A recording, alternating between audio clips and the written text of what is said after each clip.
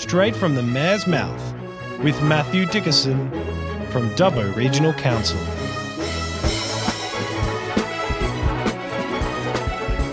Hello everyone and welcome to Straight from the Mayor's Mouth. Good morning there, Matt. How are you? Well, I've actually got to make a correction. I always like to be very accurate with the information that we put on the podcast, and in fact accurate with all the information I give to the community, because the community is relying on council to make sure that we give accurate information. But I made a mistake last week and I want to apologise to our listeners. You made a mistake? I did. Don't send me out my little diary here and write this down. Thank you.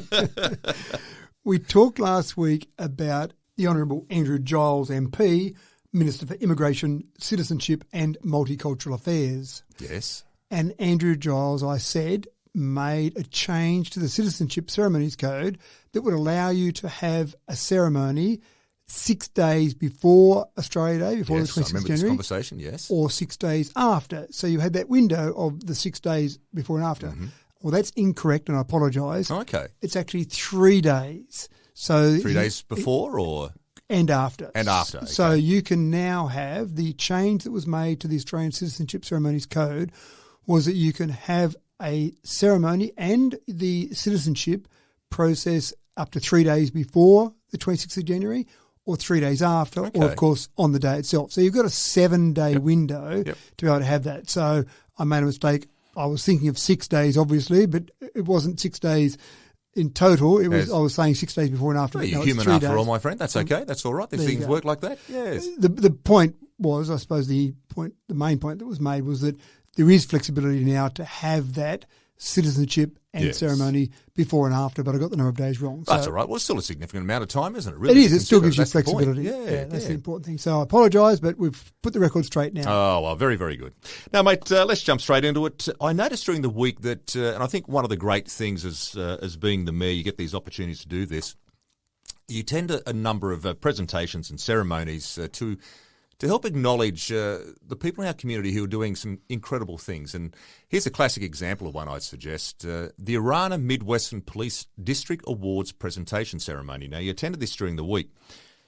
The police officers in our community do an incredible job, don't they, on a day-to-day basis? So was this award ceremony, was it to recognise the policemen in our community who are doing incredible things? A couple of things. There was certainly a part of that where there were some bravery awards given out, some awards for people or police officers that have done some outstanding work. Yes. And I would say that just about every police officer does outstanding work every day because they're going out there and they're putting their lives on the line in many cases for you and I. Absolutely. So that's incredible to start with.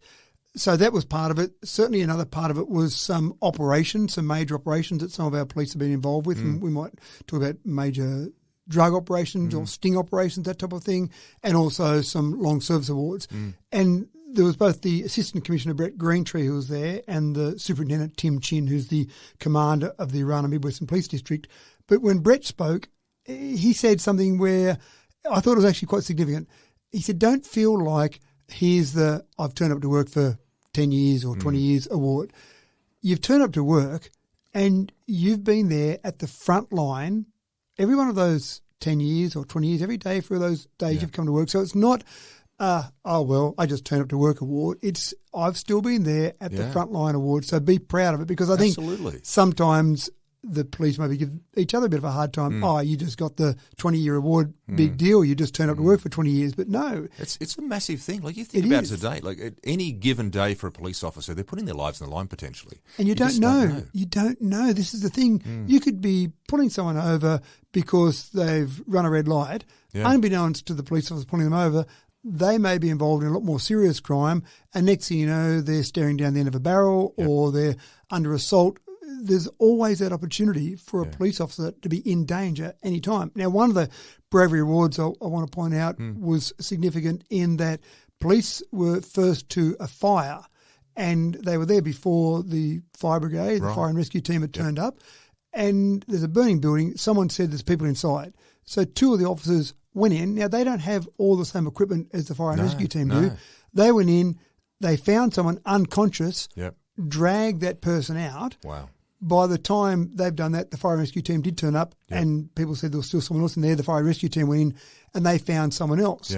Now, the fire and rescue team said that it was probably unlikely that when they got there and the time that available to them, they would have been able to get 2 people out. Is that right? So more than likely, they probably would have got 1 person out. Yep. So maybe there was someone that would have been left in that fire, overcome by fumes, maybe burnt to death. So those 2 officers who went in risked their lives because you go into a burning building. Yeah. Things happen in a burning building, not just smoke inhalation, but obviously parts of the structure can collapse. So they've gone out and pulled them out. They've obviously risked their lives to do that. Yes. Smoke inhalation for them is an issue as well. Yep. So just when you hear things like that, you hear stories like that, and the 2 officers that came out to collect that particular award just look like normal Joe Blow citizens. They're out there just doing their job. But a burning building, there were people standing around because they were saying there's people inside there. Yep. They weren't going in. Is that right? But they relied on the police officers to go in. So stories like that, and I won't go through all the stories that I heard on the day, but there is no doubt about it that there are people out there who are performing incredible acts of bravery, but there's also people out there just making us feel safe. If you've got a problem, if you've got an incident, if you've got somewhere where you need help, the first thing you do is you pick up the phone and 000 and say, police. That's right. Because you rely on them to help. Now, people don't like it when they might get pulled over on the side of the road because they're going too fast on the highway, but even that keeps people safe. I think that's the big thing, isn't it, Matt, is the fact that we live in a society today where I think all of us, the first priority is to feel safe. As long as we're feeling safe, we're okay with life. And the police, the firefighters, the ambos, they're out there every single day putting their lives at risk simply to keep us safe. So congratulations to all those involved, I suggest, and who won those awards. A number of years ago, Matt, Charles Sturt University established themselves here in Dubbo, and they've... It's been an interesting journey, I'd suggest, for Charles Sturt University. They sort of start off with a pretty big bang, and we got the teaching and there was nursing and other sort of things into it. I'm not really quite sure where Charles Sturt University sits right now in regards to the educational side of things here in Dubbo. I know they've certainly moved a lot to the online learning scenario. I noticed here, though, that also during the week you had the opportunity here to catch up with them to talk about maybe a master plan. There's a master plan option which Charles Sturt University is maybe looking at doing. Talk us through it. What's happening here? I would actually suggest that one of the great successes of Charles Sturt University is now potentially part of their, not downfall, that's too drastic, but part of the problem they have at the moment. One of the things that Charles Sturt has done very well over the years has been in facilitating remote learning. You've had campuses like Dubbo, like Bathurst, like Wagga, and people have been able to go to those campuses, but they've also been able to learn remotely. And I remember when I've gone into places like Kidzu, when Kidzu used to be open, or cafes, and you'll see someone sitting there working away, you say good day to them, and they're sitting there doing their work at Charles Sturt University. Yeah, right. It might be online lectures, it might be just doing remote work. So it's very flexible. And I remember the first O week that I got to go out to at CSU where they said, could you come along and just say hello on behalf of the people of Dubbo? And I'm imagining in my mind a bunch of 18-year-olds, and I was thinking back to when I first went to university, and I was thinking about the talk that I was going to give these students, thinking that I was talking to an 18-year-old version of myself. And I'm sitting there at the front of maybe 150 people or so in front of me, and I'm thinking, gee, there's a lot of the parents that have come along. And I said to one of the CSU staff sitting next to me, I said, gee, this is great to see so many parents, but I thought there'd be more students. And they said, there's no parents here. These are all students. These are the students. Suddenly dawned on me that CSU had really set itself up for such flexible learning that some people that had been going through life and wanted to go back and re-educate or even get their degree for the first time, they were maybe in their 30s or 40s and they were at different stages of life. So all the things I was going to say about 18-year-olds and the journey ahead of you, and I better throw those Welcome ideas to the modern out. world. This is it. That's right. Yeah. I've got to talk a bit differently to this group. So I think they've been really good at that. When our pandemic hit and suddenly people couldn't go into university, the sandstone universities, the Sydney universities, the New South Wales universities suddenly had to struggle and work out how they could do remote learning because their model had always been, we want people in our buildings on campus. Yeah, That's the old our line of learning bums model. on seats, so to speak, wasn't it? Exactly. Yes. Charles Sturt University, though, were in a great position because they had already been doing remote learning, so they really adapted to COVID-19 very well. But now we're past that. The more traditional universities are getting people back into lectures. In fact, my son actually sat down for his very first in-person, in lecture hall exam just last week. Is that right? And Yes. all the other ones he'd done had been done remotely, or they'd been doing assessments in a different way. So it was all a bit foreign to me. So it's like doing the HSC again. I had to sit down in a lecture hall. Sitting in silence and this sort of stuff, looking around. Everyone's quite studious. Had to have his pockets checked when he wanted to go to the toilet, that sort of thing. Yeah. Was HSC all over again, wasn't it, for him? Yeah. Exactly right. So I think they're going back to that model, but because Charles Sturt have been so good at the remote model, people are staying with that remote model. So when I've been out to Charles Sturt University here in Dubbo recently, there's a great campus there. There's great buildings. In fact, I remember our Rotary Club many years ago, maybe a decade and a half ago, contributed a lot of money to build some accommodation out there. But a lot of these areas now look like ghost buildings. Yeah, There's just not the same amount of people going through. They're still educating people. They're still doing a great job there. So the master plan, getting a long way to get to the answer to your That's question. all right, buddy. That's right. I've enjoyed the little journey we're taking on here. Yes. The master plan, so they're doing this whole portfolio plan and campus master plan at the moment. They've got consultants engaged. So I had an hour discussion with these consultants the other day, and it was really about this view of what do we see Charles Sturt University campuses look like in the future? How can we engage in the community? Now, from my perspective, I'm happy to say what I told in feedback. I would love to see more activity there. Now, whether that activity is CSU students going to lectures there or whether it's just university students going to lectures there. In other words, you might be attending another university, but you've got some place where you know you've got good internet access, good remote learning facilities. Like a hub type idea. Like a hub, exactly right. So maybe where Charles Sturt University goes in the future might be to facilitate learning with a whole range of universities, and there might be some fee they charge other universities for their students to come along. They've got to work out a business model that works. Or maybe it's something where you go to Charles Sturt University for conferences, lectures, meetings, other functions, a bit like the zoo. Yes. You don't always visit the zoo to look at the animals. Sometimes you'll visit the zoo to go to a wedding or to go to a conference. So using Charles Sturt University, the facilities they've got for those type of things. Now, you've got the whole sports hub there that the state government has given a lot of money to build, and that'll happen over the next few years. But that might be an opportunity to, again, see Charles Sturt more a part of the community.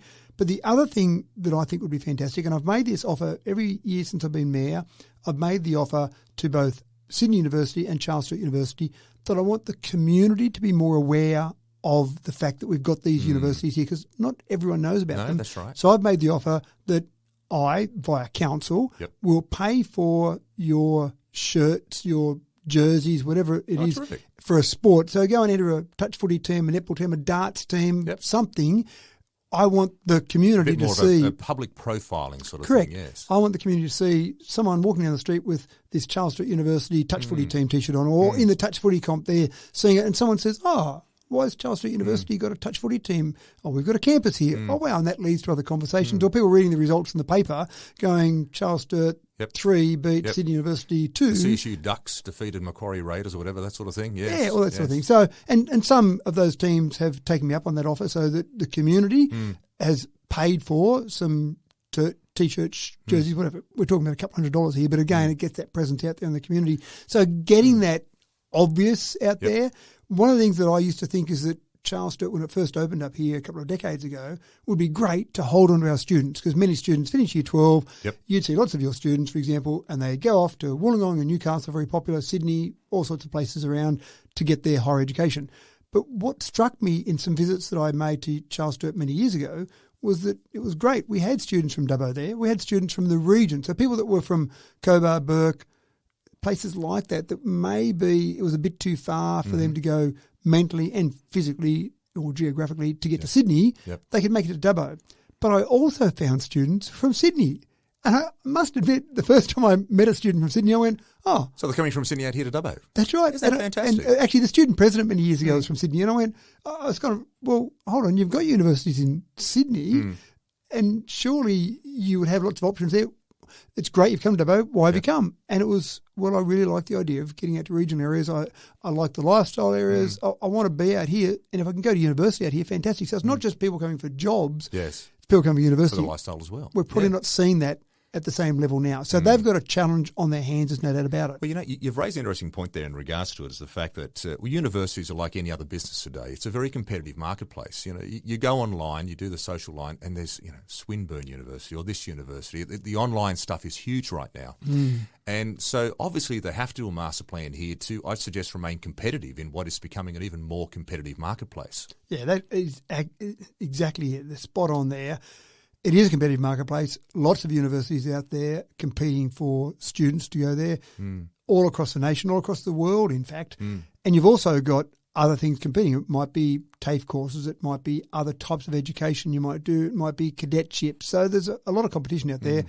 Charles Sturt, as I think they've done very well, have been nimble in their approach to education in the past, and they've been very good at that. And they've got to keep being nimble, as other universities do as well. Absolutely. Now, staying with CSU for a second, apparently during the week they had a bit of a launch of their international nursing campaign. So how does this work, Matt? Are they trying here to appeal for international students to come to Dubbo to do nursing here in Dubbo? Is this the plan? The plan is exactly that. There is a nursing shortage, there's no doubt about that. And there's a lot of competition for university places for students here in Australia for different courses. So when kids are in Year 12, you'd see it at school. There's lots of approaches from different universities about different courses. There's always a bit of a flavour of the month or the year about STEM might be the big thing. Yes. There might be engineering schools chasing students. There might be medical stuff. There might be nursing. So there's a whole range of different ones there. But bottom line is we've got a nursing shortage. And we have a nursing shortage across the state, across the nation, but also in regional areas. One of the things that the data shows is that if you are educated in a regional area, you are more likely to stay in a regional area. Is that right? It sounds obvious because you become accustomed to the lifestyle, you meet friends, you start playing sport in that area, and so then you finish your education and you go, well, I might as well stay here. I pretty much enjoy it. So it's harder to get people to move away from those areas, and that's why... Does the government recognise this as well? Like, my thoughts are, if this is the case, do the governments of our land, do they turn around now and financially support the universities in these regional areas to actually to run more courses here for the places of need and the areas of need that we want? I don't know they run more courses. I think there's a recognition at every level of government that there is an advantage, a benefit in having regional education. And the fact that we've now got the University of Sydney School of Rural Health here in Dubbo, where all 4 years of your university degree, it started off with the last 2 years. Now all 4 years you can do here in Dubbo. You can do that in Orange as well. Charles Sturt University has got medical education in Orange, for example. We've got a dentistry school that's a combined Sydney University and Charles Sturt University school here in Dubbo. Yep. So I think governments have got to support those financially. So I think governments are recognising that. Yep. I don't know they give any extra additional incentive for students to go and be educated regional, but just the fact there are places in regional areas is an important part of that. So how many sort of numbers are they talking about here with these international students in the nursing? Are they looking at a significant number here, or? I don't actually know. This is only the launch that happened this week, and I'm sure they know the numbers, but it wasn't. We've got an idea in mind what they want. Yeah, but really this is all about two things they're trying to do here, Charles Sturt, which I think is quite clever. Yep. First of all, address the workforce shortage in nurses, and in particular regional. So having them educated here in Dubbo means they may not necessarily stay in Dubbo, but they're more likely to stay in the region. That's right. So they might end up in Narromine or Walgett or Burke or Cobar. They might end up in the region, which is fantastic. They might even end up in Orange or Bathurst. They might end up in other cities, but they get the idea of city or regional living, I suppose, rather than metro living. So that's the first part. But we've just talked about the fact that Charles Sturt's trying to plan their future. Yes. What are the courses that will be needed for people at Charles Sturt University in the future? Yeah. How do they accommodate that in terms of providing that? That's right. And so this is one thing that they've said, well, we've done nursing in the past, but let's have a focus on getting out there and trying to attract international students. So if you're in an area, and probably nearby areas internationally, they're probably not trying to attract people from London to come here. They're probably trying to attract people from around our region. And for a lot of people, an Australian university education is very well regarded, highly regarded. So for a lot of people from another country, coming to Australia to be educated is a good thing. And again, they might come here and be educated. That helps Charles Sturt with their numbers. That helps the Dubbo campus with numbers. But they might stay. But even if they went back, that helped our economy overall. So I think it seems like a good thing. One of the things that's really important is that Charles Sturt is really trying to engage with the community, with government, with a whole range of stakeholders to make sure that when these students come, they're welcome with open arms and they're basically integrated into our society. So is there any role local council here can we play in regards to supporting this? Well, really, I suppose, in what we do already, but just acknowledging them. That's why Charles Sturt asked us to be involved in this, really just supporting them and being there for them. So, for example, we run a new residents night. So when people come along, hey, you're a new resident in Dubbo, come along and be welcomed and meet some of our different groups and clubs that you could be a member of. We'll make sure that Charles Sturt advertises to their students when a new residents night's on. So it's those type of things. I don't think there's anything in particular extra we've got to do. It's really just making sure that the students at Charles Sturt are aware of what's happening in the community. So all those things there. But we do things already as a community that are very welcoming for students. And I think some of these students that come along will be pleasantly surprised about how welcoming the community is. Absolutely.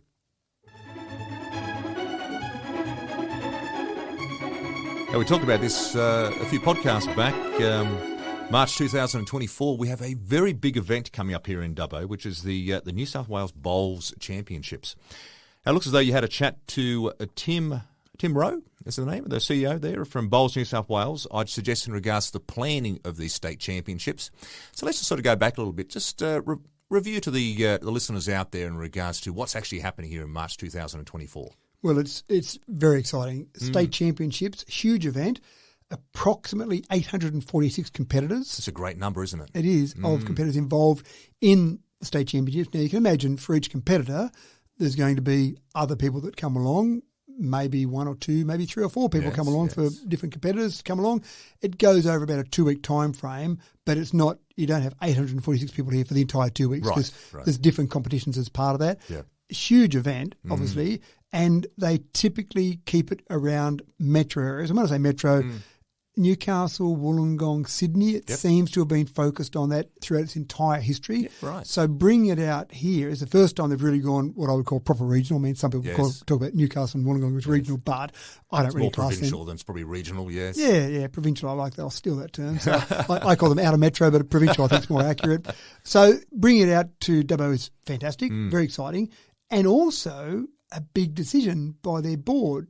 You don't want to be the first board that hosts the state championships that's a failure. Yes, absolutely. There's a lot riding on it, I suppose. A lot riding on it. Yeah. Hey, we're going to move it to a regional area. Are you sure that's a good idea? Yeah, it'll be all okay. And if something goes wrong... Yes, I told you. That's right. Yeah. Now, there's a fair bit of planning that went on before we even arrived at this point. You may remember when we did talk about it some time ago, there was a fair few phone calls from myself to the 3 clubs that will be involved in Dubbo, because it will involve those 3 clubs for the number of rinks that they'll need to actually run the championships. And you need the support of those 3 clubs. They were all absolutely on board. Tim Rowe, I did have many conversations with Tim about this process because, again, it might be easy for them to say, it's going to cost us more money. Council can just hand over that money. But again, I don't think that's good use of public money, of council money. Hence, we got the actual bowls clubs on board, and they were all very, well, I suppose not keen to give money away, but very keen to have them here, so they were prepared to hand over some money as well. Invest in it, so to speak. Yeah, so I think a good outcome overall for those 3 clubs. So lots of phone calls, lots of discussions, and then a resolution of council to support that. We did give a contribution of some money, but again, the clubs are contributing as well. So that's all fantastic. But this was the first time, after all these conversations on the phone and via email, that I got to actually meet Tim in person. So he was here in Dubbo. But this was the first of the planning events. Now, it was a pretty big meeting, and I didn't stay for the whole meeting because they were starting to get down in the nitty-gritty of the actual detail, which I didn't need to be there for. Really, from my perspective, I was there to say, Dubbo Regional Council is behind you, support our clubs, everyone together. If you need anything, come back to me, certainly, but I don't want to bog down your meeting. That's right. Day-to-day management, I'll leave that to you guys. Yeah, that's right. But there were people there from the 3 clubs. Obviously, that's very important. There were people there from zone, from district. Obviously, their parts that will be involved in as well. Obviously, Tim had some of his staff there in terms of that planning as well. So a lot of different people there. If I had to guess, there were probably 20 or so people there in the room in that meeting. And this is the first meeting of that group to start planning. Now, this is March next year. So it gives you an idea. Anyone that's been involved absolutely. in It's still a long organising time frame something. till March 2024, but it sounds as me they're right on track straight away. Yeah, that's right.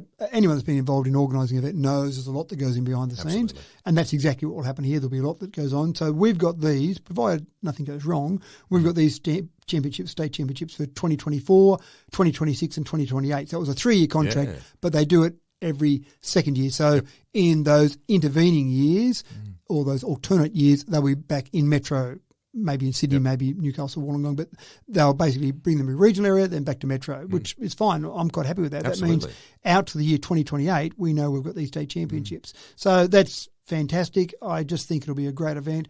And I'm impressed with Tim. Again, over the phone, I've been impressed with him. I'm impressed with Tim when I met him. I just think it's a really good sign. And we've got our staff involved as well to make sure that we maximise the opportunity for the community. And that's what this is all about, helping those hospitality venues, helping the accommodation providers, all those different organisations that will be involved in this, as well as the clubs. Another exciting venture for Dubbo.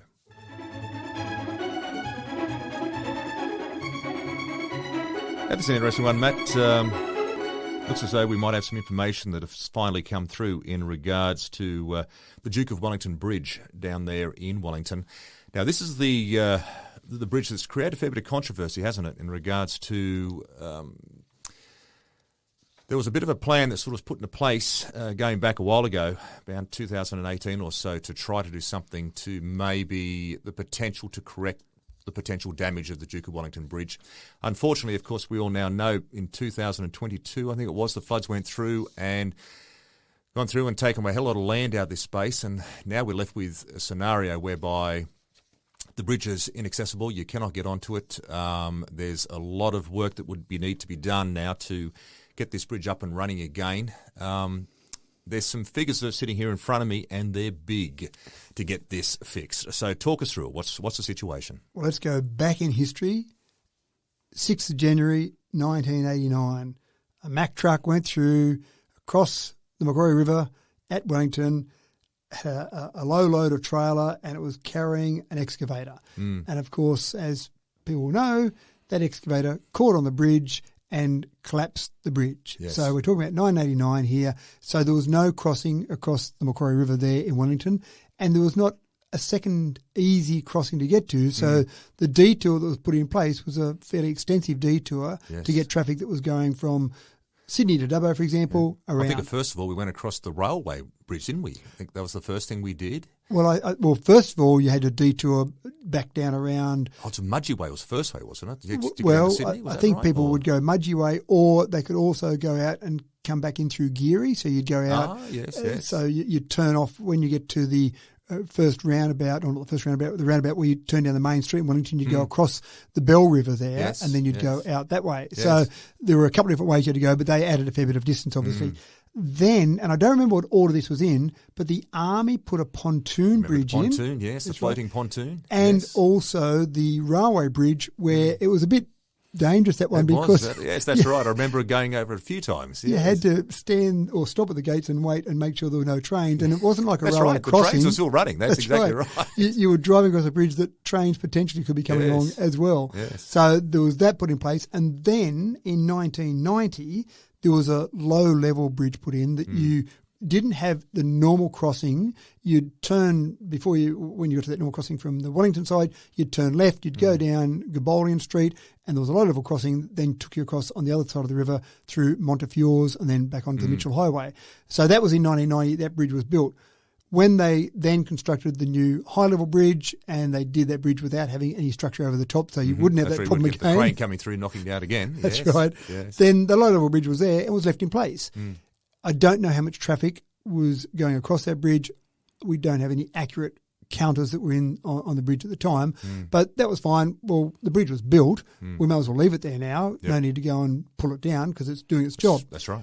Now, the Bell River and the Macquarie River, the confluence of those two rivers there, is around this part of the bridge. So the Duke of Wellington Bridge actually gives you a crossing across the Macquarie River, but it's right near where the Bell River joins in. Yes. The problem that was identified when the dam was put in was that the Burrabadine Dam was that you could control the flow of water coming down the Macquarie River, but you didn't have that same control of the Bell River. And the Bell River is a very fast-flowing river. Yes.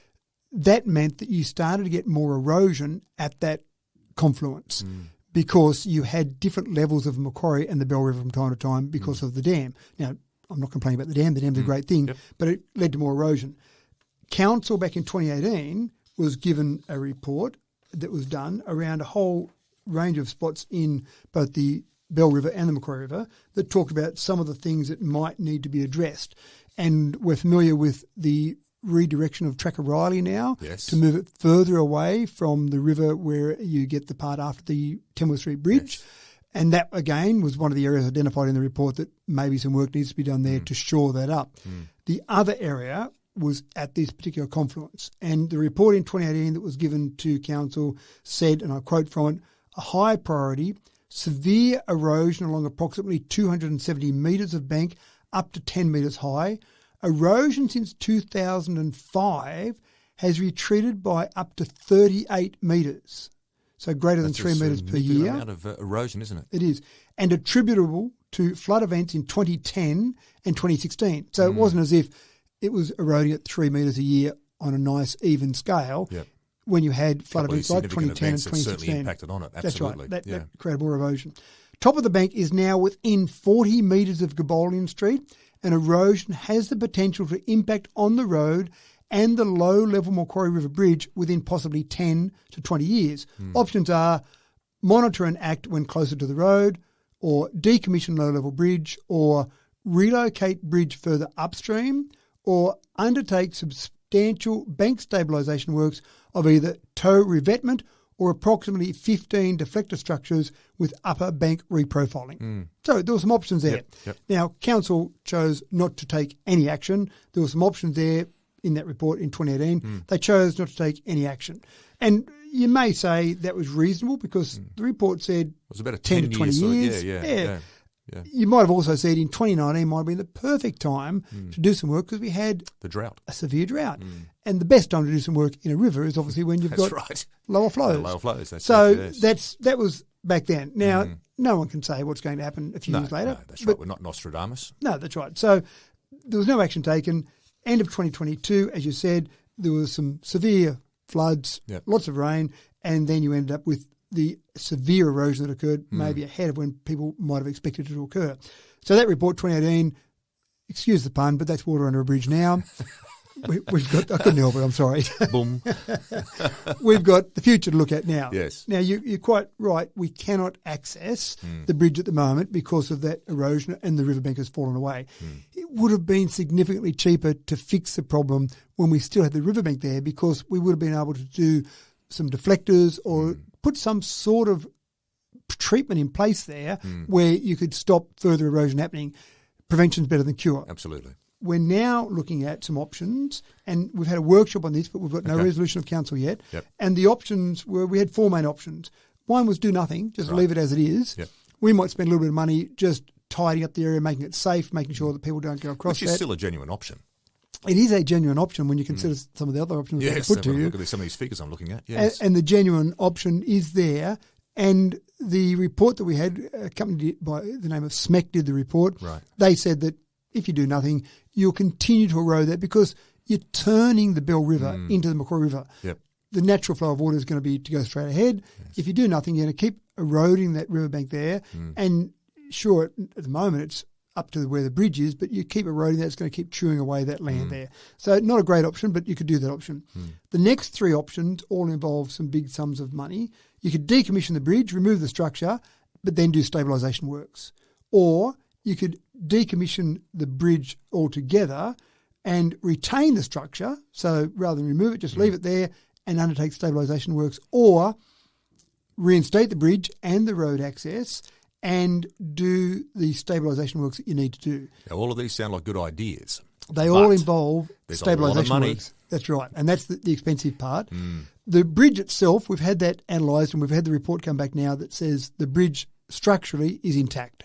It's in good condition. That's okay. It was designed to be in a river and it's been in a river and so it's okay. There's a bit of damage done, superficial damage done where a tree's fallen off one of the railings, but that's fairly easy to fix. But the stabilisation works. To do the stabilisation works, you would actually have to put in some form of coffer dam, mini dam to redirect the water flow away from the area. Right. So you'd end up this is upstream sort of thing, or downstream? Upstream. Yep. So you'd end up with a dry riverbed Right. to be able to start to do the work. Now, we did something similar for the South Dubbo Weir.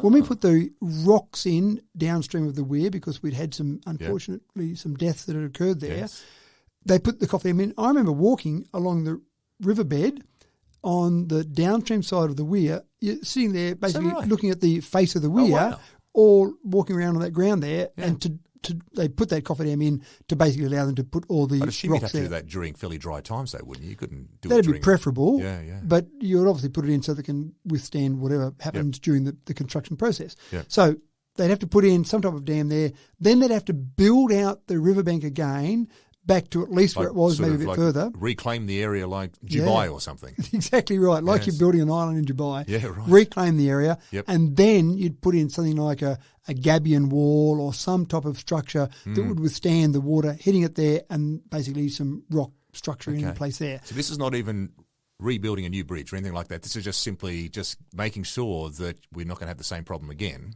Correct.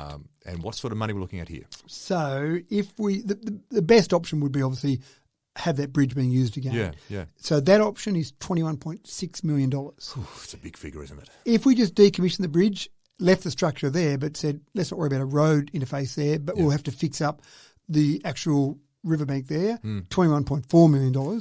So not much difference between that's right. that. Not a big difference there. So for that one, you just reinsert the bridge. Yes. And if we said, forget about it, let's just get rid of that bridge altogether, but we'll still need to do the stabilisation works, that's more expensive, $23.4 million. That's unreal, because isn't it? you'd have to remove the whole bridge. Yeah. Now, it's a workshop.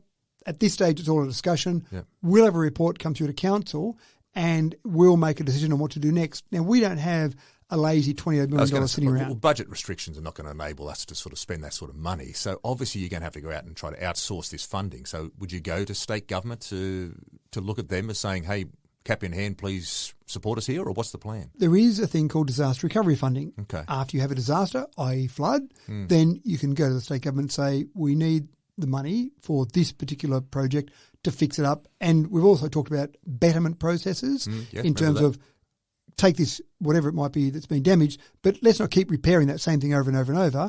Let's make it a bit better so it doesn't need to be repaired. This probably wouldn't even come into betterment funding because the stabilisation works would be needed to actually put it back to its previous state. Yeah. The unfortunate part is you're not guaranteed funding from disaster recovery funding. We know we've got $1 million to repair non-essential infrastructure. We know we've got $1 million to repair sporting grounds and fences around sporting grounds. We've voluntarily used that $1 million in fixing up from the last floods in sporting infrastructure or non-essential infrastructure. But essential infrastructure, typically you get dollar for dollar. So, or get all the money back if you like. So if we need to spend $3 million, $5 million, $50 million on fixing up essential infrastructure, logically disaster recovery funding, you get that money back. But it's not guaranteed. Well, there's a question I'll ask you in regards to that. There's two things. Number one, is this bridge, do you think this bridge would qualify as being an essential item? The fact that there's already a bridge that goes across Macquarie River there, that I would suggest where most of the traffic goes, that's where the essential element would be, I think, for the road to go across, or the traffic to go across. Is this bridge, is the Duke of Wellington Bridge, would it classify as being an essential bridge? And secondly, with the report that came through back in 2018, knowing full well that there was a recommendation put forward by the group at the time to sort of say, look, you need to look towards doing some stabilising work. Would state government look at that report and maybe frown upon it now and say, well, look, you guys were given the opportunity back in 2018 to do something. You didn't do anything about it. It was going to cost you, I suggest, a hell of a lot less than what the current costing is going to be. Would that potentially impact state government's decision around providing funding to sort this out? All of those are valid questions, which I don't have answers to. Right, okay. They may look at that and they may say, you knew about this and it might have cost you $1 million at the time or $2 million at the time. Why didn't you do something? Or we may argue it was pretty hard to know that it was going to happen only 4 years after we received that report, when the report said maybe 10 to 20 years. So there might be an argument there, and we would argue that possibly we couldn't have got it done in that time. So there might be a logical argument there. In terms of the disaster recovery on essential infrastructure, again, you're right, we've got a bridge that goes across the Macquarie that is down the Mitchell Highway. is this bridge essential? Well, it still is road infrastructure. It's not just something that's nice to kick a footy around on. It's where people are using it. Again, it'd be nice if we had accurate data for how many people use that bridge, but we don't have that, and obviously we can't collect it now because no one can use that bridge now. All of these things are relevant. If council makes a decision, and again, this will go to a report to council, if council makes a decision to go for disaster recovery funding, which seems logical to do that, then we'll need to put together a good argument and say this is essential infrastructure because it's a lot of money. Now, even though it's not going to be council money, we hope, it's still public money, and any government, state government, local government, any government should be using public money in the best possible way. Yeah. So, well, is it essential enough to give away $23 million? That's right. And that's the argument we'll put forward. Again, if council resolves that way, that's the argument we'll be putting forward. It's not going to be a short-term process. If we get the money, that's easy. The answer to the problem is easy. If we get a no in that disaster recovery funding, then that's a much tougher answer. Or the other thing that I propose is, let's say the state government says, because you knew about that problem, we're going to give you some money because you might not have seen it coming that quickly, but we're not going to give you all the money, so we'll give you half. What does council do then? What do we do? Even a more difficult situation, I'd suggest. We've got some government money, but gee, we've got other money we've got to provide. Is it worth that amount? And what else could we do with that money? Yeah. Let's not go, and there's hypotheticals yet, let's go down and wait till we have a resolution from council to see the direction we're going to go and then see what happens from a funding perspective. But it's a problem, and I've had people in Wellington ask me about it, and at this stage all I've been able to say is we're still waiting for the report on the structure of the bridge, because that would have been the first stop-go. If the bridge itself wasn't structurally sound, then we'd probably be saying, well, do we really want to build another bridge? That's a tough decision as well. Yeah. At least we know it's structurally sound. Now we've got to work on the approaches and actually getting to it.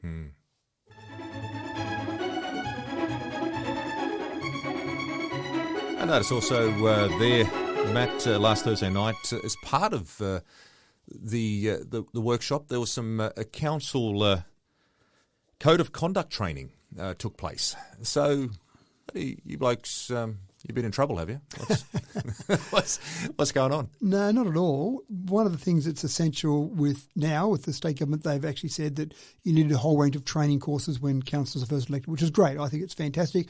Because you come into council with ideas of what you want to do and things that you think you want to be able to make a difference and make the world better, but there's a whole range of things that you don't know when you're elected to council. So that training essentially is incredibly important to make sure people are at least up to speed. You get bombarded, and we've got 8 people on this council that have never served on council before, 9 that have never been on Dubbo Regional Council before. So the training courses and the absorption of information was on overload from the 1st of January, or not the 1st of January, but January 2022, which is when all those training courses started, and they went for several months. The idea is that you'll do some refresher courses on different things during the term of council, and this was an opportunity to do that. Is it a mandatory thing to do for council? It's mandatory now for councils to do the training. Right. What happens if you're elected as a councillor and you can't make it to some of that training? There's not really a process to make sure that you have attended training or you kicked off council. There is a reporting process to say that you did or didn't attend training, and our councillors are really good. They all attended just about every course and caught up in some way if they couldn't attend certain courses. But the mandatory part is providing the training, not necessarily having to go to all those training. I would love, I think it'd be fantastic if, for example, in the first year after being elected, there was a mini course you had to do that included some form of assessment, some form of exam, so that you could tick off and say, I'm a qualified councillor because I've done this, which at least demonstrates that you've got a certain level of knowledge. Even when you attend some of these courses, there's nothing to stop you sitting there and tuning out and singing a song in your head, and you're ticked off on the register to say... That's right, you've done that course now. That's right. You've been here. Did you learn anything? Chair. I don't know. Yeah, that's right. Exactly right. And I actually like the Australian Institute of Company Directors course. They've got a director's course. And I did mine way back in about 2010. And I did it for a couple of reasons. One, I thought it was interesting. I also thought it would help me just from a business perspective, but also thought it would help me with council, because even though council is not a board of directors, the structure is very similar. You've got a board of directors called councillors. You've got a chairman of the board called the mayor. You've got a CEO of the organisation called the CEO or general manager in council. So the structure is very similar. So I did that course and I thought that was great. But one of the things I really enjoyed about that course was it was a week-long course from memory. I think I might have done it over 2 weeks. You could do half a week and then half a week. But it was essentially a week-long course, 9 to 5 each day over a week. And then at the end of that, you were given an assessment. So you had an assessment just like a school assignment, had your own time to go and do that. And that was a fairly detailed, involved assessment where they expected you to put a fair bit of time into it. And then they also had an exam which you had to go and sit and basically pass that exam before you could then say, yes, I'm a graduate of the AICD. Something like it gives that. a bit more gravitas to the term a graduate, doesn't it? It does, exactly right. So something like that would be great. At this stage, they haven't gone down that path. They've just said, yes, you've got to have these courses provided. So tell me, in regards to these courses, like this one here is a classic example, do you bring in external facilitators for this? Yeah, definitely. Yeah, absolutely right. Yeah. Because there are people who specialise in this and there are so many different facets of council, it would be difficult even for our staff to go through and provide the training on this. You really want to get specialised people who do that. So we had a woman named... They can be objective too. There's no subjectivity in that. Outside the community, outside, and they just come in. They don't know the individuals involved. They don't know the various issues in front of councillors. It's just, here we go. So Kath Roach was the one who did this training for us, talked a little bit about some of the social media policies, talked about code of conduct, talk about declarations for councils. It was really just a bit of an update, a bit of a refresh. And she provided our training previously back in January, February in 2022. Again, it was a bit of a chance for her to say, well, look, you're all new. When I last talked to you all, it was all hard for you to absorb everything. How are you finding it? How are you finding the meetings are running? Are you finding lots of points of order of the meeting? Is the mayor running a terrible meeting and you're having points of order all the time? And luckily there'll be no points of order. That's good. That's good to hear. That's Excellent. right. Kath did actually ask me how they've been running. I said, well, look, I think fantastically. I think it's pretty good. But I'm biased. Ask the other councillors around the table to see how they think they're running. Right. But it's just one of those things. So it's not as if we've done something terrible. It's not as if we've got a plethora. In fact, the number of code of conducts we've had have been dramatically less than the last council. There's no doubt about that at all. And we've had no code of conducts that have gone to any sort of findings yet. They've all been basically either knocked out immediately or taken to the next level where they've been determined very easily in terms of not a breach as such. So that's all good. But again, you don't want to be complacent. You want to make sure that you continue to do the right thing. That's right. And keep in mind, it's not a valid reason to lodge a code of conduct on a councillor because you don't like the decision that was made. I'm sure there have been some people that haven't liked decisions that have been made by council, by councillors, but that's not a valid reason. Did they approach it in the right way? Did they follow a correct procedure, a process? Just not agreeing with them is not a good enough reason, although I'm sure some people would like to lodge a code of conduct on that. Now, in regards to the res, now... I've got some paper sitting here in front of me today. I've got some good figures here. This is fascinating. So our renewable energy zone, we've talked about this significant length on a number of podcasts. Now, what I'm looking at here is fascinating. I didn't realise, Matt, just how many different groups and organisations are involved in this, and companies are actually involved in setting up here in our region in a variety of different areas. This is fascinating. Talk us through it. So I actually got some information sent through to me about all the various projects that are either in planning, already in operation, in some form of development, because I just want to get a snapshot on where we're at with it, because we've talked about it and we've talked about the excitement and the expansion of the renewable energy zone, but let's break it down to the actual projects. So I've got a list, and we'll talk about a few different parts of it because I've broken the list up in a few different ways. The first thing is just a list of all the projects in alphabetical order, nothing in particular there.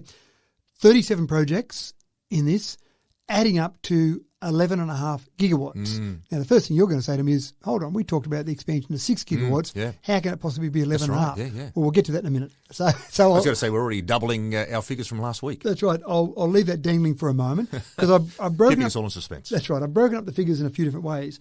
One way I wanted to break up the figures was by the actual local government area. So I wanted to first of all see where the actual projects are at. So in other words, this is the Central West Orana Renewable Energy Zone, and we know from our previous discussions that takes in Mid-Western Regional Council, Warrumbungle Shire Council, and Dubbo Regional Council. Some of the projects even sneak over a little bit into maybe Gilgandra or Narromine or even Upper Hunter, but they're in mainly those three areas. So when I look at those, let's just give you some numbers briefly.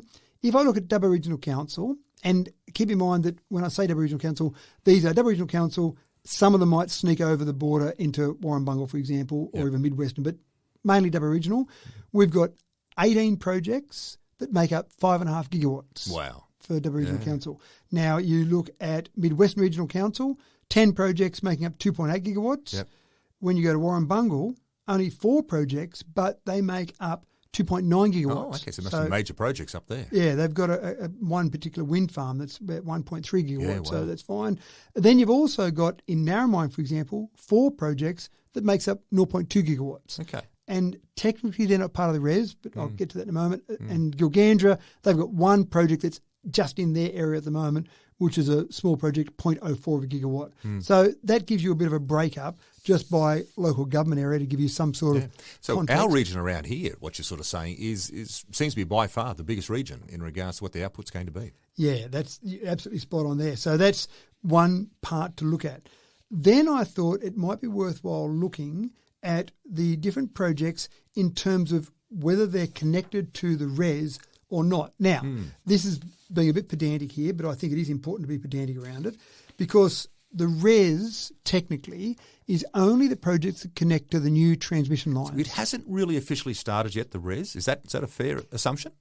Things have started in planning for the RES, but the RES, there are no projects connected to the RES at this stage because the new transmission lines aren't in place. That's Energy Co's job, which is a subsidiary of the state government or a wholly owned subsidiary of the state government. Yeah. That's their job to build the new transmission lines. We've got a 550 kilovolt and a 330 kilovolt line that are being built as part of that.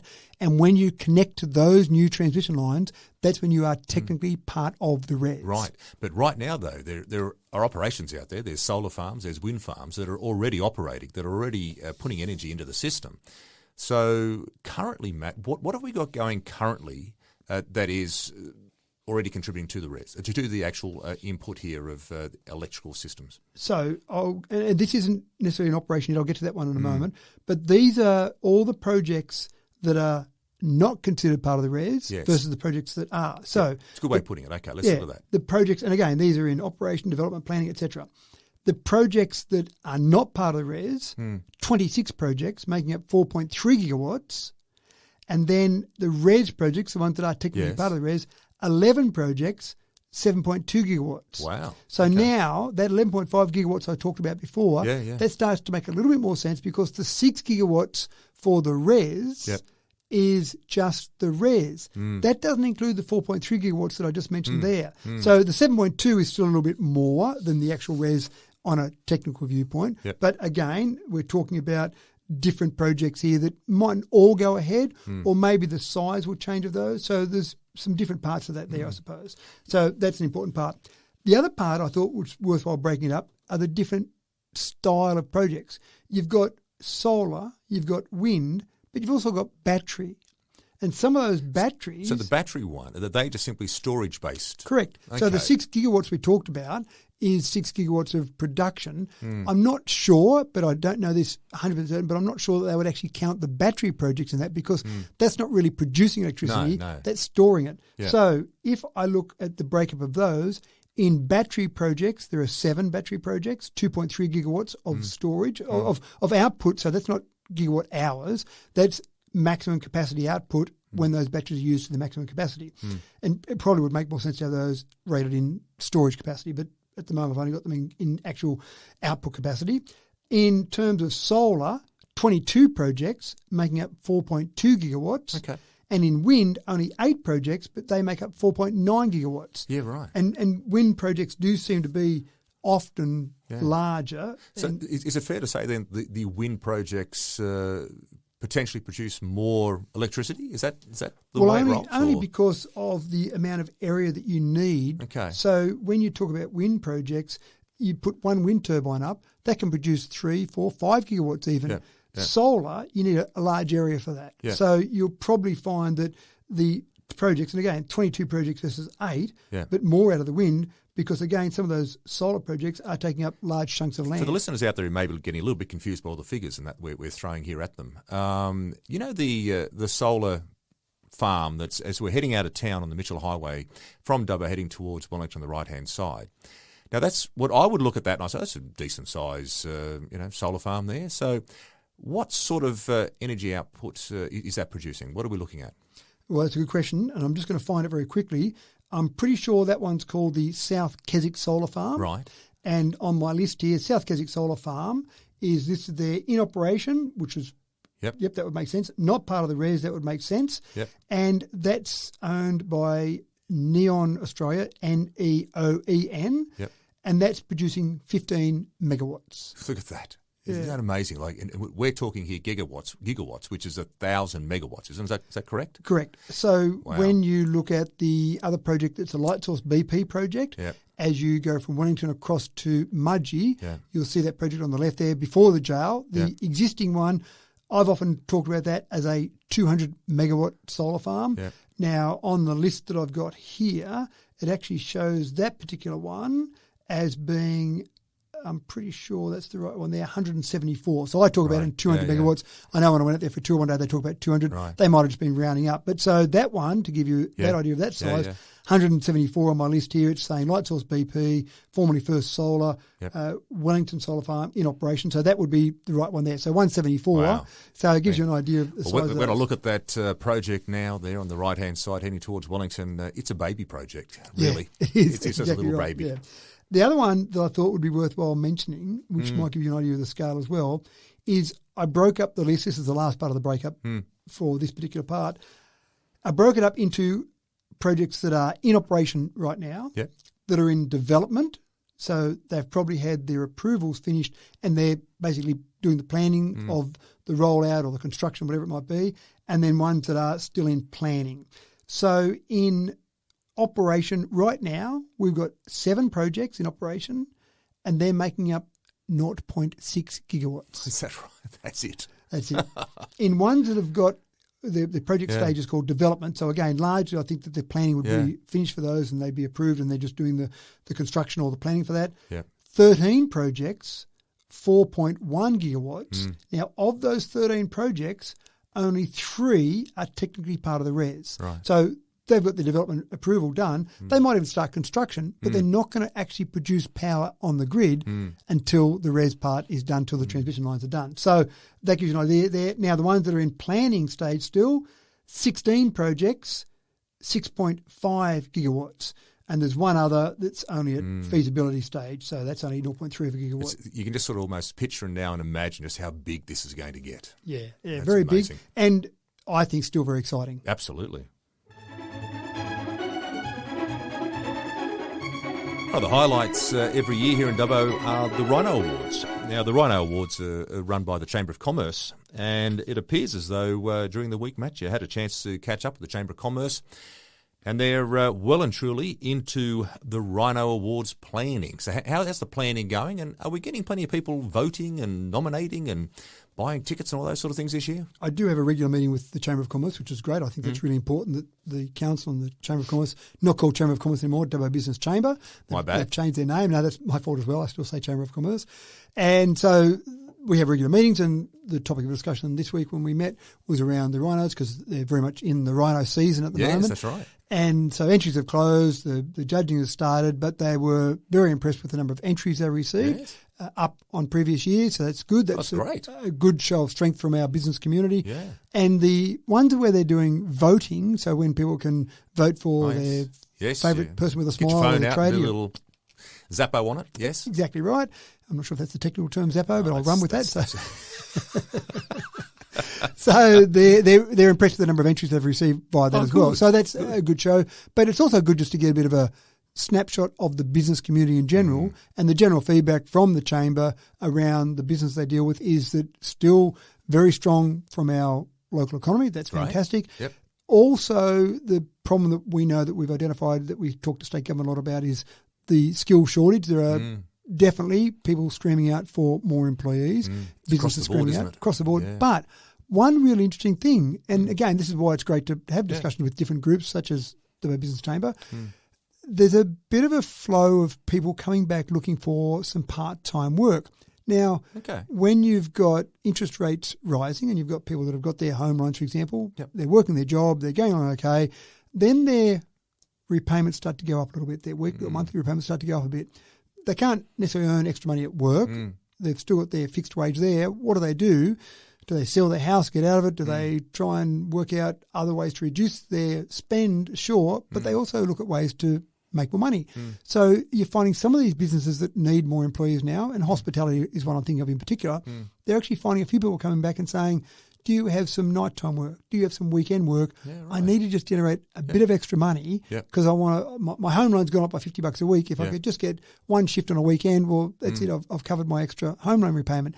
So that might be, in a kind of strange way, a good thing, interest rates rising, because maybe some of these businesses that are screaming out for more employees might get some more employees via that sort of process. It's an interesting way of sort of looking at it, isn't it? I had an interesting conversation during the week with a couple of different people who had not long moved to Dubbo or moved back to Dubbo in two of the cases because of the simple fact that they felt that the affordability living in Sydney was just getting too much, and so they've come back to Dubbo to live here and are very happy being back here.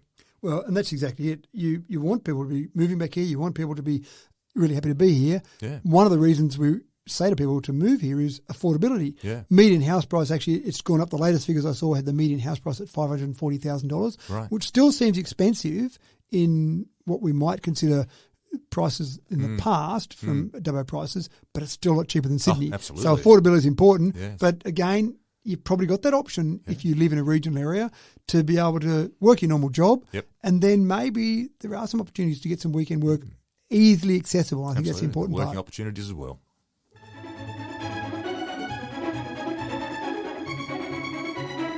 Now, we talked earlier about the police and the great job that they do.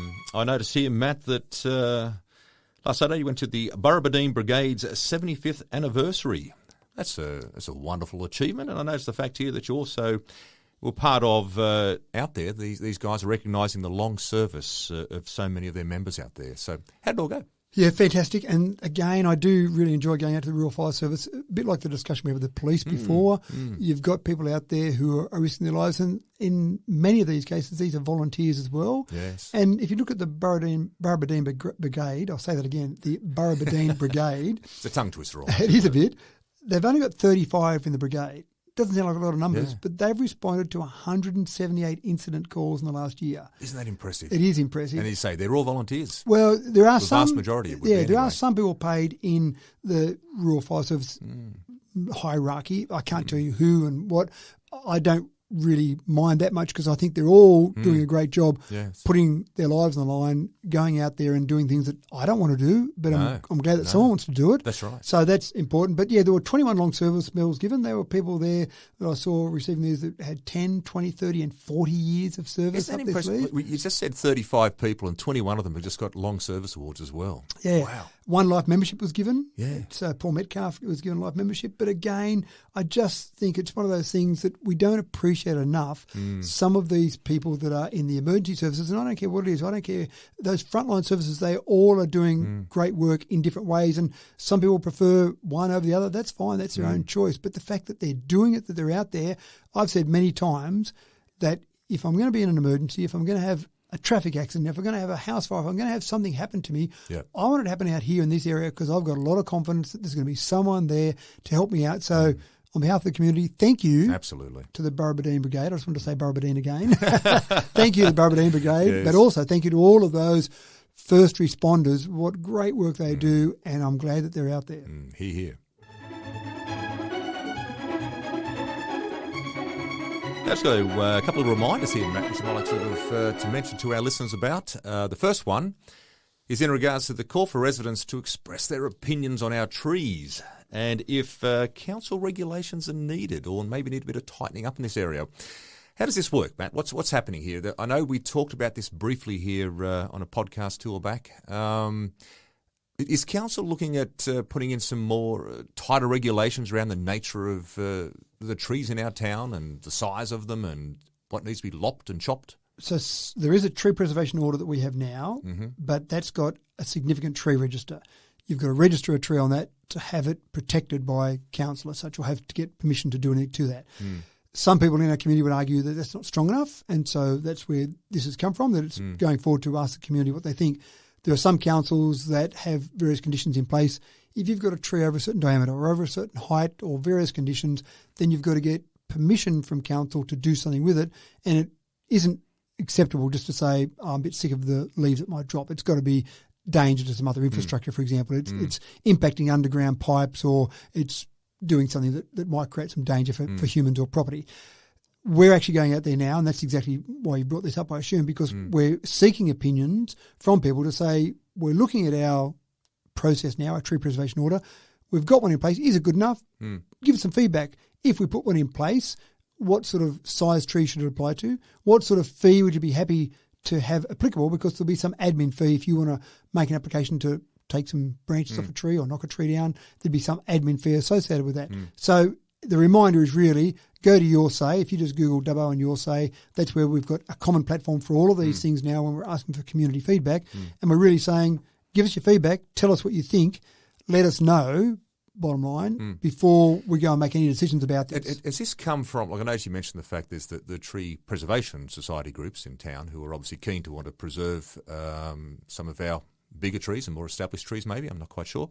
But is this more of a safety focus for council to try to tighten up maybe areas of potential issues around trees falling and branches falling off from certain heights and things like that? Or it's a combination of, it's really about increasing our tree canopy. There is a focus from council to have more tree cover for a whole range of reasons. We've got the climate changing. With more tree cover, you've got a better environment to live in, more amenity if you like. But you also have to be careful of the line you might cross in terms of telling people in their yard, around their castle, if you like, if you want to quote from a movie, about telling people what to do on their land. Now, we do have rules in place for you want to put a carport on. You can't just go and whack a carport up. You've got to get approvals for that. And that's about safety because obviously you want to make sure it's going to adhere to the various building regulations and guidelines. With this, there might be some argument there that it's okay for council to be involved in telling you what you're allowed to do on your land, but there might be some people who say we don't want that. Again, we're seeking feedback. With that feedback and with the expertise of our staff and a whole range of other information, councils will finally put together something. It may not change. It may stay the same as it is. It may change dramatically. But this is the chance now for the community to have their say about it. It'll be interesting to see what the feedback comes, I guess. Now, the other little call-out, just wanted to quickly remind our listeners of is in regards to applications are closing pretty quickly for the upcoming community service funding handout. Now, this is something we talked about recently where there used to be two pools of funds. They've been merged into one pool of funding. There's extra money now available too with this one because, well, I think the last lot of funding wasn't all used up. So it sounds like there's some significant funding available. Community groups, get out there now and start to fill out those forms, I'm suggesting. Is that right? 31st of August, and that's exactly why there you go. That's the cut-off. That's there the it cut-off. is. And you must submit your application via Smarty Grant, which is an online tool. You can't do it by that's right. You can't do it via paper, email, or fax. Right. So make sure you do that, and you hit the nail on the head. We've combined those funds. We made it easier for people to do the application process now. We've got $75,000 that we'll have available twice a year. Yep. But because I think it was a little bit too complicated last financial year, it was undersubscribed. So we brought forward some of that money. So the first one has $120,000. That's great, isn't it? So if you're thinking, I probably won't be able to get it, and I don't know if they'll application, put the application in. If it's not applicable, you won't get it. Yep. And if it's oversubscribed, then people will get less than they asked for. But I don't want to see the opportunity missed for any community groups out there. Not-for-profit community group, have a read of the guidelines and, again, go to Is there a maximum amount of money they can apply for? There isn't, but logically there will be. I mean, $120,000, if someone put in an application for $120,000, I'd be pretty confident they wouldn't get it because there'd be other ones that would be needed to be looked at yet. So be realistic in regards to what you can do. You want to be able to demonstrate how you're going to use it and being realistic in it. And if you're going to ask for a large chunk, it's probably unlikely. And that might be something we might modify those guidelines in the future. But at the moment, there isn't an upper limit. But most of the time, people put applications in, they're putting them in for $500,000, a couple of $1,000, and they've got to demonstrate clearly what they're going to do with it because this is public money after all. And I suppose the big thing is to try to get the biggest bang for the buck. Exactly. You hit the nail on the head to get a great outcome for the community out of the money that they get.